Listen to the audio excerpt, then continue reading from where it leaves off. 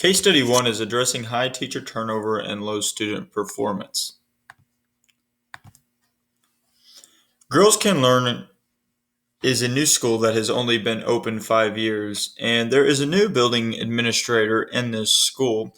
And although she has been in the school for 3 years, this will be her first year as an administrator. She's kind of in a unique position because although she has been assigned the principal responsibility for the year, she is at the same time undergoing and taking her graduate courses to become the permanent principal in the future. Maria, because she has already been connected to the school, kind of has an understanding of some problems and concerns within the school. And as a new building administrator, she is looking at ways to implement changes and develop a course of action to dismiss and overcome those concerns and complete the objectives. The main points of the case study is the first thing is teacher turnover is at an astounding 69%. That is a very high number for teacher turnover rate, and it's evident that the school is not able to keep teachers from one year to the next. In addition to this, academics, particularly in ELA and science for the school, is extremely low. They are well below national average, and it is evident that this is a problem within the school. The third point is Maria, the new building principal, believes that the two main focuses of the school is first, that teacher turnover rate is a problem, and the second concern is the academic performance of the students is not at the optimal level. Lastly, Maria believes that solving the teacher turnover rate will promote an increase and develop students to be more effective in their academics. The first course of action that Maria, being the building administrator, begins to take course is she believes that designing a team that is connected to the implementation, planning, and learning how to change and meet those objectives, concerns, problems, and the team is responsible for establishing a vision for the school. Maria believes that this team working together will promote a community within the school that she will be able to learn how to develop that course of action to reach a higher level of effectiveness with the team rather than if she was just to do it on her own.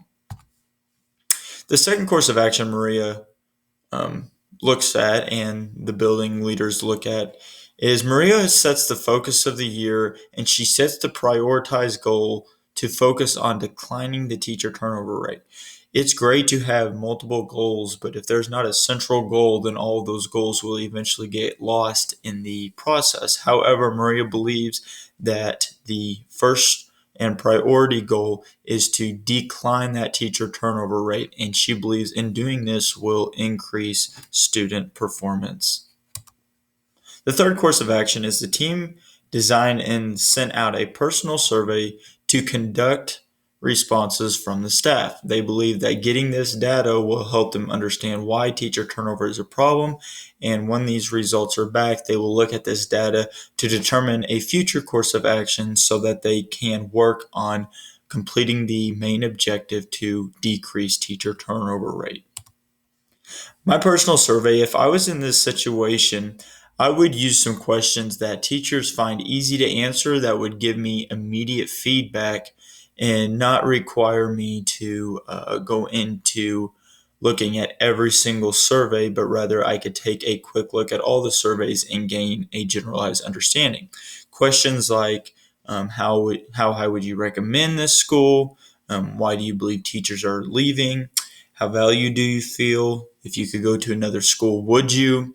And last but not least, one important thing I think it is to know as an administrator is if I'm an administrator, what do I want my educators to tell me? If there's one thing they could tell me, what would it be? Oftentimes, in these surveys, it's an opportunity for administrators to learn from their staff, and when you give staff that opportunity to be open, it allows you as an administrator to understand the community and culture within the school and how the school feels as a whole. In this case study, there was many different leaderships that was present. And in order to be an effective leader and in order to be an effective school, all types of leaderships must be working. But I just wanted to focus on three. And the first one was relational leadership. I noticed that throughout this case study, Maria being the administrator really focused heavily on getting relationships involved. The second thing was managerial leadership. She learned that she needed to set a goal, she needed to prioritize a goal, and when that goal was prioritized, she focused on how that objective and how that goal was going to be carried out throughout the year. And lastly, innovative leadership was evident because in order to solve this struggle, they had to be adaptive and be willing to be creative in regards to being open to how they wanted to address this concern.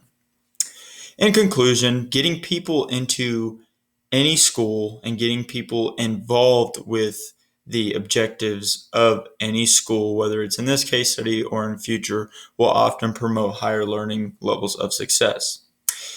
Maria defined a clear vision for the school, and this was very important because every decision that was made was connected back to the vision.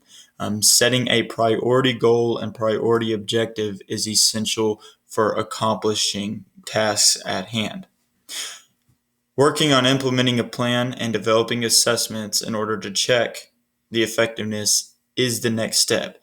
A plan is great, but if you're not able to assess that plan, then that plan on its own will never be able to be tested or be able to prove its value and effectiveness. So developing a course of action to assess the plan that this team or any school decides to implement is critical. Lastly, looking at ways to grow the school is essential. We cannot just focus on one area as administrators, but we need to be looking how to grow the school as a whole. And Maria believed that the way to do this in her school was to first solve the teacher turnover problem. Focusing on goals and learning how to grow a school is essential for a leader to grow professionally and develop the school as a whole.